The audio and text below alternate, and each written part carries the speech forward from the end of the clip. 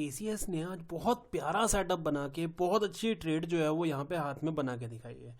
Detail में अगर बात करें, यहाँ पे कल क्लियर बात की थी कि यहाँ पे जिस तरह का पैटर्न इसने बनाया हुआ है, एक वेज पैटर्न वो बना रखा है, इसके ब्रेकडाउन की संभावना थोड़ी सी ज़्यादा है। वही इसने किया, मॉर्निंग में एक नीचे की कैंडल ऊपर गया, रीटेस्ट किया एग्जैक्ट, और फिर धीरे धीरे धीरे धीरे नीचे आके अपने जो टारगेट थे, जो अपना टारगेट था उसको इसने अचीव करके दिखा दिया। ऑल ओवर बहुत ज़्यादा अच्छा दिन आज टीसीएस में रहा। एक अच्छी खासी ट्रेड 50 पॉइंट के आसपास की जो हमने उम्मीद की थी वो इसने बना के दिखाई है। अब बात करते हैं कि नेक्स्ट यानी कि कल के दिन टीसीएस क्या कर सकता है। क्या हमें यहाँ पे इसको डिविडेंड के लिए बाई करना चाहिए या फिर इसको डिविडेंड में हमें यहाँ पे ज़्यादा हाथ पैर नहीं मारनी चाहिए। डिविडेंड की अगर बात करें, इसकी 17 तारीख, हाँ 17 तारीख इसकी डेट है, एक्स डेट है, यानी कि 16 तारीख तक आपको इसको बाई करना होगा। अगर आपको डिविडेंड चाहिए तो 76 रुपीज़ का काफ़ी अच्छा डिविडेंड है। यहाँ पे अगर देखते हैं, अभी देखते हैं कंडीशन कैसी चल रही है। कंडीशन सर ऐसी है, इसकी नीचे आया, सपोर्ट बनाए, ऊपर निकला, सपोर्ट बनाए, ऊपर निकला, सपोर्ट बनाए, ऊपर निकला, एग्जैक्ट यहाँ रिजेक्शन लिया, फिर सपोर्ट बनाए, यहाँ पे फिर रिजेक्शन लिया, फिर घूम के आया और एग्जैक्ट यहीं पे इसी पॉइंट पे फिर से एक सपोर्ट की तरह से ट्रीट किया गया है। तो कहीं ना कहीं आज जो इसने रेड कैंडल बनाई है वो उसका इतना कोई बड़ा इंपैक्ट देखने के लिए नहीं मिल रहा है, क्योंकि अभी भी सपोर्ट के ऊपर है। लास्ट 2 कैंडल है उसका लगभग कितना है, 50% के आसपास ही होगा, हाँ मोर देन 50% है वैसे तो, बट वही 50% हम लेके चलेंगे कि इतना ही इसने करेक्शन करके दिखाया है और सपोर्ट के ऊपर अभी भी बैठा हुआ है। तो इसको किस तरह से ट्रीट कर सकते हैं उसको थोड़ा सा समझते हैं यहाँ पे, कि हम यहाँ पे इसको किस तरह से हैंडल कर सकते हैं।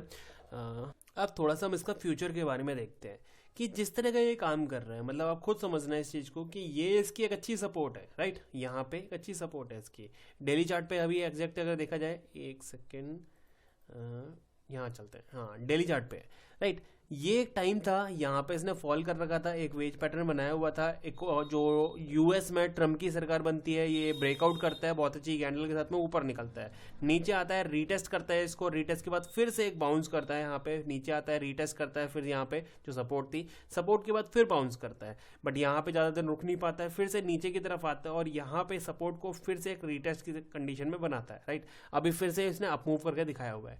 अगर मैं पैटर्न्स की बात करूँ, यहाँ समझना पैटर्न, अगर इस तरह से एक ट्रेड लाइन बनाई जाए और ये एक शोल्डर टाइप दिया जाए, ये एक हेड टाइप दिया जाए, ये एक शोल्डर टाइप दिया जाए, तो कहीं ना कहीं एक हेड एंड शोल्डर पैटर्न आपको यहाँ पे दिख रहा होगा कि हेड एंड शोल्डर पैटर्न बन सकता है, जो रिवर्सल मतलब एक नेगेटिव साइड के लिए इंडिकेट करता हुआ दिखाई दे रहा है। इसके साथ साथ अगर इसके पॉजिटिव वे में अगर बात करें तो यहाँ पे अगर देखें, इसने एक बॉटम दिया, ऊपर गया, फिर एक बॉटम लगाया और फिर यहाँ से अगर ऊपर निकलता है तो ये ब्रेकआउट के बाद में एक अच्छी रैली यहाँ पे मिल सकती है। तो कंडीशन ये है कि डेली चार्ट की कंडीशन ये है कि हमारा जो ये पॉइंट है 4480, ये एक बाइंग साइड का इंडिकेट कर रहा है, और नीचे के लिए अगर मैं बोलूँ आपको एट परसेंट, ये 4000 ये वाला पॉइंट, मतलब ये अगर ब्रेक करता है तो नेगेटिव, ये ब्रेक करता है तो पॉजिटिव, जो कि बहुत सिंपल वे में हम यहाँ पे देख पा रहे हैं, राइट।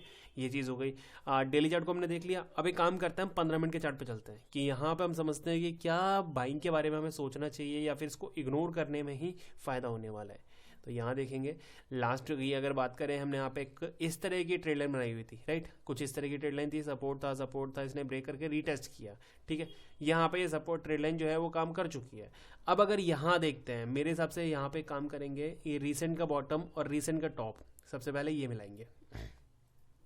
50% का है, 50% है सर ये वाला एरिया, ठीक है, इसको मार्क करेंगे, ये फिबो उठाएंगे।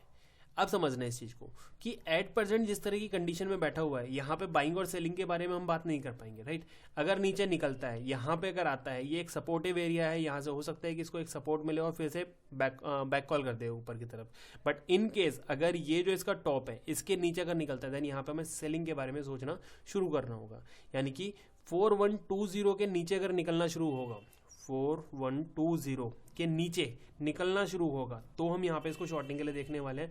बाइंग के लिए यहाँ पे एक सपोर्ट है इसके पास प्यारा सा 4160 और 4175, 4160 से 4175, ठीक है। ये हमारा एक प्यारा सा सपोर्ट बन चुका है, और अगर ऊपर निकलता है तो ये हमारा हो गया 4325,